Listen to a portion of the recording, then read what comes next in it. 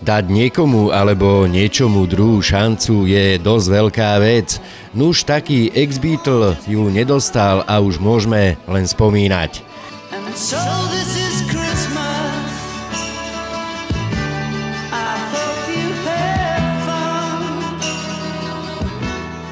Ale zás na druhej strane John sa stal nesmrteľným už za života a tak poďme dať druhú šancu napríklad PET fľašiam a uvidíte, že tie to šťastie mali. Vítajte na olympiáde, vítajte na Oloart, priatelia.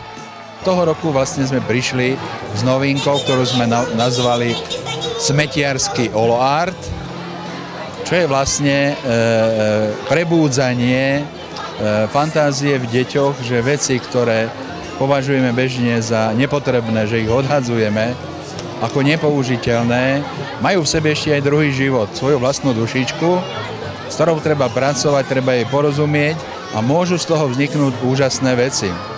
Pán riaditeľ, no vidím, nová doba, krásny stromček vianočný za nami, ozdobený ručný granát, CDčka, ozúbené kolieska. Čo vy vravíte na takýto vianočný stromček?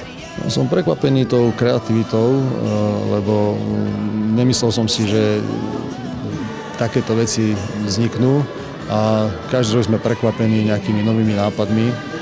A aj keď som zvedavý aj dneska, aký výtvor deti predvedú. Takže sú to veľmi zaujímavé veci a keď to vidíme dennodenne, čo na tých našich zberných dvoroch alebo čo v tých našich smetných nádobách nachádzame, tak naozaj to škoda nevyužiť. Adela, no to je zrejme daň členstvu v novom olympijskom výbore, lebo vy viac podpisujete tie fotky ako Zdeno, keď hral za Olejarov z Edmontonu, ale zrejme s radosťou. Ale s radosťou, áno, je to veľmi príjemné, lebo dozviem sa, ako sa každý volá. Toto je napríklad Veronika, predstavte si. Absolútne úžasné. Toto je napríklad Lea. My sa nepoznáme. My sme sa videli niekde, Lea, však?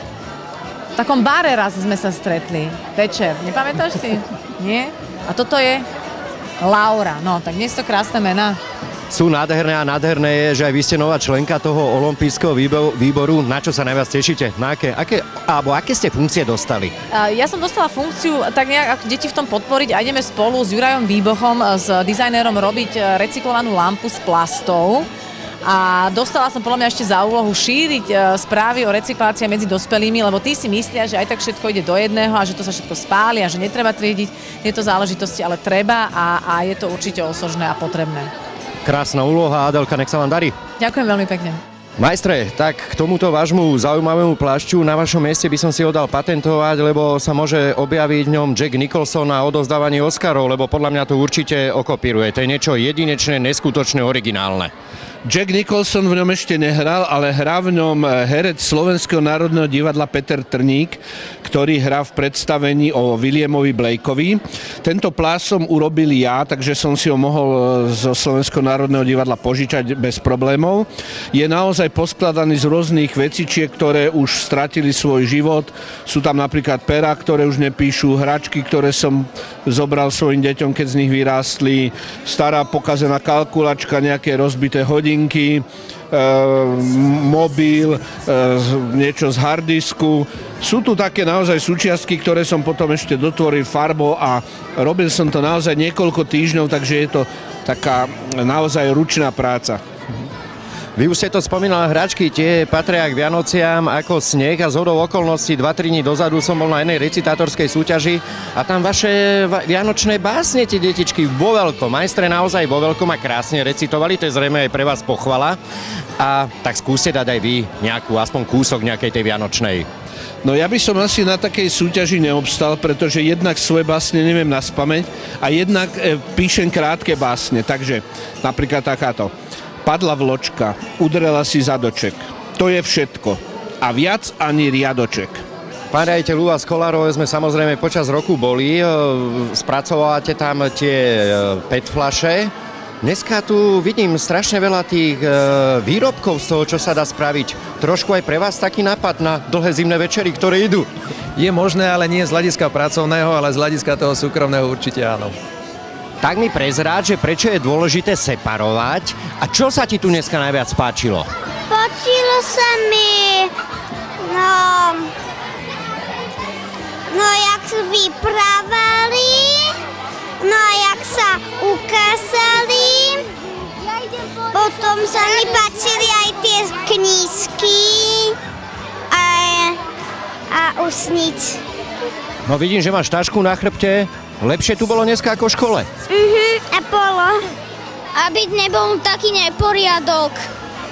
Najviac sa mi páčilo, že prišli rôzni spisovatelia a chcú aj reparovať, aby sme mali na zemi poriadok. Že dodržujú poriadok, tak. Dôležité je separovať preto, aby sme mali na celej planete čisto. A páčilo sa mi zo všetkých najviac, ako tu boli rôzni spisovatelia a dalo sa o nich podpísať aj knihu. Detičkám sa samozrejme páčilo, no nemusia byť v škole, ale aj tak sú nadšené. Ale ako sa páči toto podujatie pani učiteľkám? No, nám sa páči. Deti sa aspoň naučia, ako sa separuje odpad a zažijú nové zážitky a urobia si nejaké prekvapenie do školy. Zrejme aj pre vás spisovatelia sú tu, dizajnéri, Elita, Ola. Zrejme aj pre vás tak trošku, že nových ľudí spoznáte. Áno, super. Tešíme sa z toho, že vidím naživo Daniela Heviera a Jana Uličianskeho, keďže poznám rozprávky a čítam deťom. Juraj, tak trošku, aby si oddychol, sme ťa vytiahli od tých detí, od tých petfliaž. No, čo povieš, máš nad tým ten odborný dozor, sú tie bratislavské deti šikovné? Bratislavské decká sú určite šikovné, ako chodím, pozerám, ale poviem pravdu, že nie je to zrovna najjednoduchšia technika a sú tu aj také krízové momenty, veci, ktoré som možno slabšie vysvetlil a bolo by super, keby som sa mohol venovať každej triede osobitne. Čo krásneho vyrábaš z tej fľašky? Kruhy a štvorce. A je to veľmi ťažká robota? Nie. A dá sa to teda ľahko naučiť zrejme? A čo myslíš, že ja by som to dokázal? Áno. No a samozrejme, milé deti, takéto krásne lampy si môžete vyrobiť aj vy doma. Stačí k tomu naozaj málo. Šikovné ruky a troška fantázie. Miro Mihalík, Televízia Bratislava.